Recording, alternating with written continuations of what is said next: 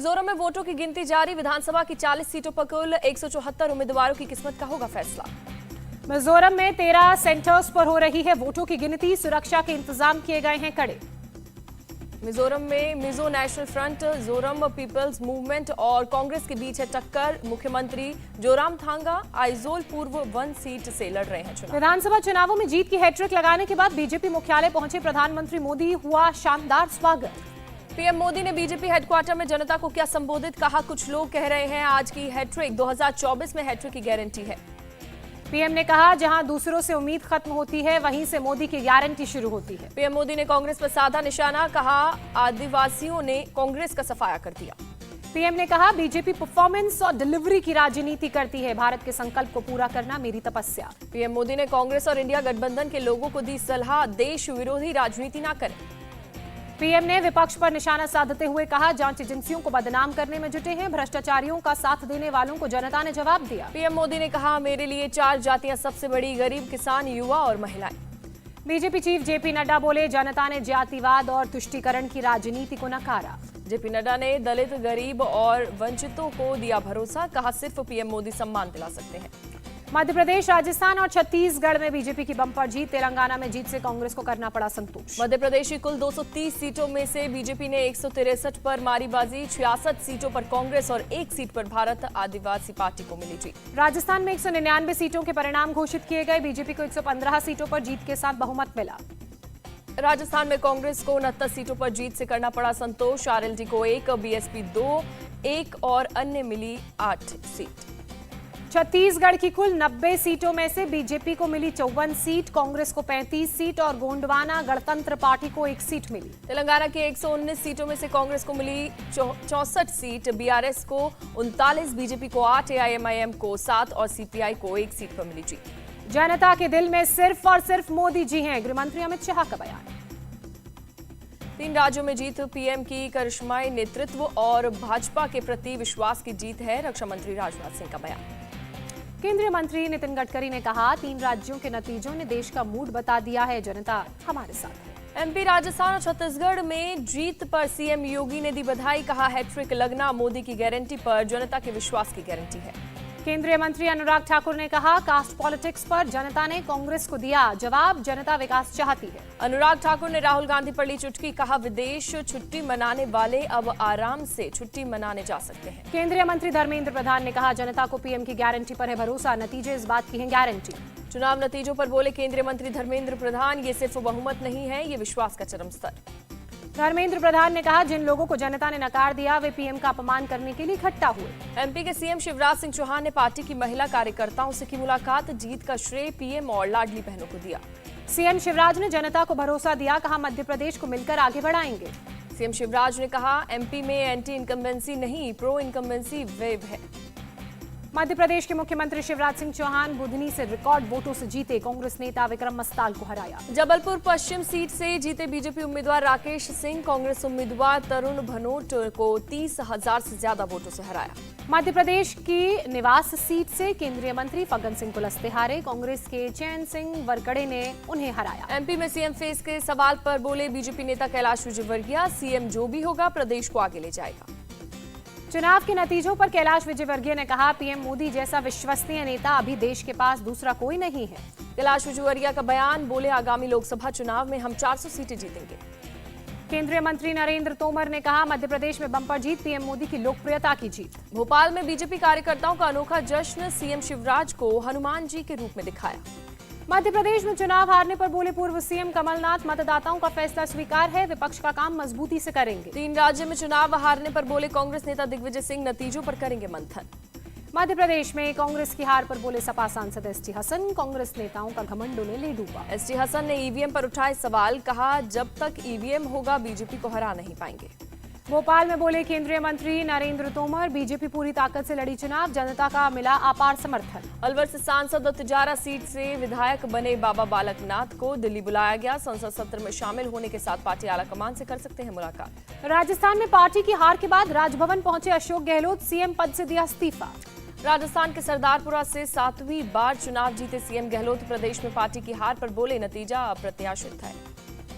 झालावाड़ से वसुंधरा राजे को जीत मिली, समर्थकों ने जश्न मनाया, नारे लगाए।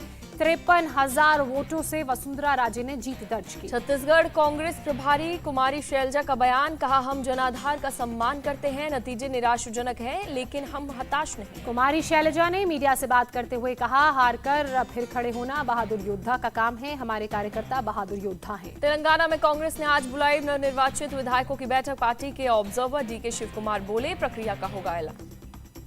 कांग्रेस नेताओं ने गवर्नर से मुलाकात की, सरकार बनाने का दावा पेश किया। एआईएमआईएम प्रमुख असदुद्दीन ओवैसी का बयान, तेलंगाना की जनता ने जो फैसला दिया है हमें उसकी इज्जत करनी चाहिए। राहुल गांधी ने तेलंगाना की जनता का आभार जताते हुए मध्य प्रदेश, राजस्थान और छत्तीसगढ़ हारने पर कहा, विचारधारा की लड़ाई आगे भी जारी रहेगी। कांग्रेस महासचिव प्रियंका गांधी बोली, तेलंगाना की जनता ने रचा इतिहास, 3 राज्यों में हार का जनादेश सरमत है। सीएम शिंदे ने राहुल गांधी पर निशाना साधते हुए कहा, झूठे वादे किए, किसानों के साथ धोखा किया। एमपी, राजस्थान और छत्तीसगढ़ में हार पर बोले कांग्रेस चीफ खड़गे, नतीजे अपेक्षाओं के अनुरूप नहीं रहे। तेलंगाना में बम्पर जीत पर मल्लिकार्जुन खड़गे ने कहा, कांग्रेस पर विश्वास और भरोसा जताने के लिए मतदाताओं का शुक्रिया। तीनों विधानसभा चुनाव के परिणाम के बाद उद्धव ठाकरे ने किया ट्वीट, लिखा, हम लड़ेंगे और देश बचाएंगे। टीएमसी नेता माजिद मेमन ने पीएम मोदी की जमकर तारीफ करते हुए कहा, यह साबित हो गया कि भारत में अब मोदी मैजिक बरकरार है। केंद्रीय मंत्री नित्यानंद राय का बयान, ये जीत मोदी सरकार के काम की वजह से मिली है। केंद्रीय मंत्री गिरिराज सिंह ने चुटकी लेते हुए कहा, नतीजे इंडिया अलायंस की एकता का प्रभाव दर्शाते हैं। गिरिराज सिंह ने कहा, सनातन था, सनातन है और सनातन रहेगा। शिवसेना सांसद संजय राउत का बयान, टीम इंडिया की तरह होगा बीजेपी का हाल, 2024 में फाइनल मुकाबला हारेगी बीजेपी। एमपी में कांग्रेस की हार के लिए संजय राउत ने कमलनाथ को बताया दोषी, कहा क्षेत्रीय पार्टियों को नजरअंदाज नहीं कर सकते। शिवसेना सांसद अरविंद सावंत ने कहा, ओवर कॉन्फिडेंस की वजह से मध्य प्रदेश, राजस्थान और छत्तीसगढ़ में कांग्रेस हारी। नेशनल कॉन्फ्रेंस के नेता उमर अब्दुल्ला ने बीजेपी को जीत की बधाई दी, कहा कांग्रेस की सभी बातें बेबुनियादी साबित हुई। इंडिया अलायंस के भविष्य पर उमर अब्दुल्ला ने कहा, यही हाल रहा तो गठबंधन खत्म हो जाएगा।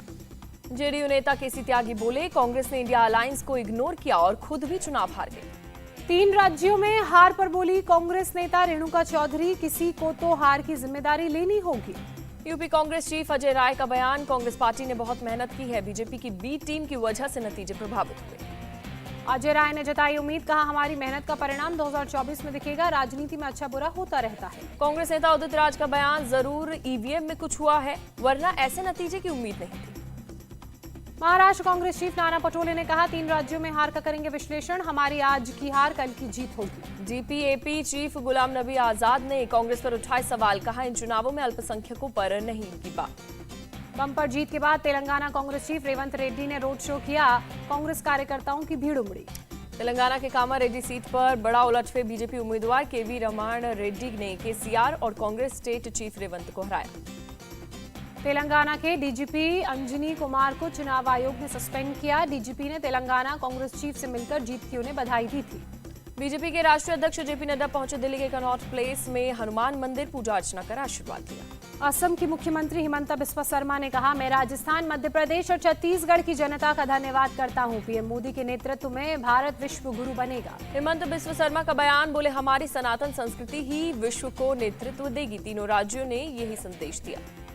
आज महाराष्ट्र के दौरे पर रहेंगे पीएम मोदी, शाम 4 बजे पहुंचेंगे सिंधुदुर्ग, राजकोट किले में छत्रपति शिवाजी महाराज की प्रतिमा का अनावरण करेंगे। सिंधुदुर्ग में नौसेना दिवस समारोह में भाग लेंगे प्रधानमंत्री। तारकर्ली समुद्र तट से भारतीय नौसेना के जहाजों, पनडुब्बियों, विमानों और विशेष बलों के प्रदर्शन को भी देखेंगे। आज से शुरू होने जा रहा है संसद का शीतकालीन सत्र। इस सत्र में 19 बिल लेकर आएगी सरकार। इंडिया अलायंस के संसदीय नेताओं की आज होगी बैठक, संसद में रणनीति पर होगी चर्चा। आज लोकसभा में महुआ मोइत्रा के खिलाफ एथिक्स कमेटी की रिपोर्ट रखी जाएगी। महुआ की सदस्यता रहेगी या जाएगी, उसके बाद यह तय होगा। महुआ मोइत्रा के खिलाफ शिकायत करने वाले बीजेपी सांसद निशिकांत दुबे ने अपने माता पिता के साथ तस्वीर पोस्ट की, लिखा, आज मेरे संसदीय जीवन का सबसे महत्वपूर्ण दिन।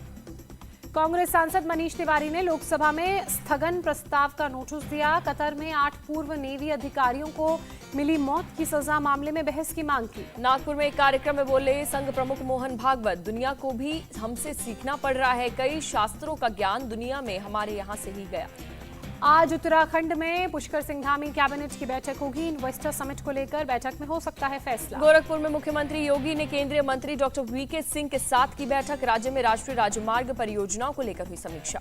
मथुरा के श्री कृष्ण जन्मभूमि और शाही ईदगाह मस्जिद विवाद मामले में 16 याचिकाओं पर आज इलाहाबाद हाईकोर्ट में सुनवाई होगी। हिंदू पक्ष की ओर से दाखिल की गई है याचिका। माफिया अतीक की फैमिली पर एक और एक्शन। कोर्ट के आदेश पर पुलिस ने अशरफ की पत्नी जैनब फातिमा के घर पर की कुर्की की कार्रवाई।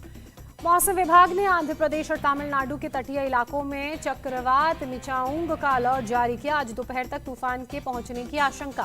साइक्लोन को देखते हुए साउथ सेंट्रल रेलवे ने 144 ट्रेन कैंसिल की। तमिलनाडु में एसडीआरएफ के 100 जवान तैनात। तमिलनाडु में आज सार्वजनिक छुट्टी का ऐलान। तूफान मिचाउंग की वजह से सरकार ने लिया फैसला। तमिलनाडु के कांचीपुरम में मंत्री टीएस मुथुस्वामी ने मीटिंग की। तूफान मिचाउंग को लेकर समीक्षा बैठक। आज और कल आंध्र प्रदेश के तटीय इलाकों में हो सकती है भारी बारिश। मौसम विभाग ने अनुमान जताया। पीएम ने आंध्र प्रदेश के सीएम से बातचीत की। तूफान मिचाउंग की तैयारियों का लिया जायजा। चेन्नई में हुई भारी बारिश से बिगड़े हालात। कई इलाकों में घुटनों तक भरा बारिश का पानी। जलभराव की वजह से सड़क यातायात प्रभावित। लोगों का चलना हुआ मुश्किल।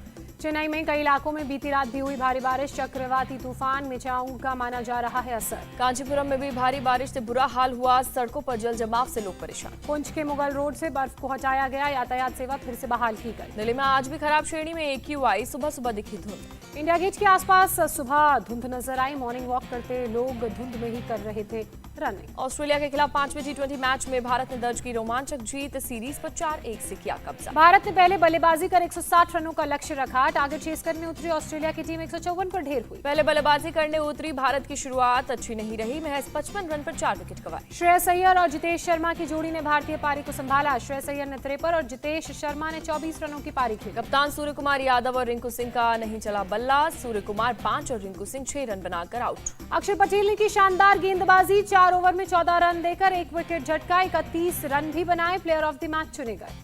ऑस्ट्रेलिया के लिए बेन मैकडरमॉट ने सबसे ज्यादा 54 रन बनाए। ट्रेविस हेड ने 28 और मैथ्यू वेड ने 22 रन की पारी खेली। टिम डेविड और मैथ्यू शॉट रहे फ्लॉप। टिम डेविड 17 और मैथ्यू शॉट ने 16 रनों की पारी खेली।